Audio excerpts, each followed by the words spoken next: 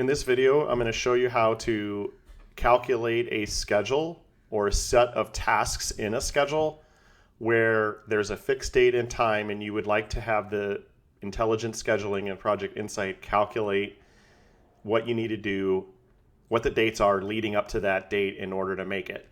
The typical waterfall project, you start with task 1, and then task 2 happens after task 1, then task 3 happens after task 2, and task 4 happens after task 3.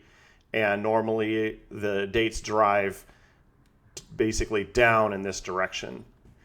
When we want to calculate a fixed date and have all the dates, work their way backwards in time, the predecessors go this direction, and then you need to use the special start to finish relationship. So in this case, look at the tasks. They're all starting on Wednesday and finishing on the following Tuesday because they're 5 days in order to do 4 hours of work. We usually do that because if you're a professional in a professional business, maybe you're doing multiple projects, we're going to give the person a whole week to get this 4 hours of work done. So back to making these tasks go backwards. In order to do that, we're going to edit task 3, and we're going to select its predecessor. And instead of its predecessor being task 2 or 1, its predecessor is actually task 4. And the relationship is start to finish, meaning task 3 will start, or task 4 will start when task 3 finishes. And I'm going to go ahead and save. And you'll notice now task 2 actually moved backwards. If I look at the Gantt chart real quick, you can see we're driving this direction now instead of normally this direction. Now I'm going to go ahead and do task 2 and 1, and you're going to see task 2 is going to be here and task 1 is going to be there. This is calculating these backwards in time or driving them back. So task 2 is now task 3 predecessor, but not. This is the default, not with finish to start, but with start to finish.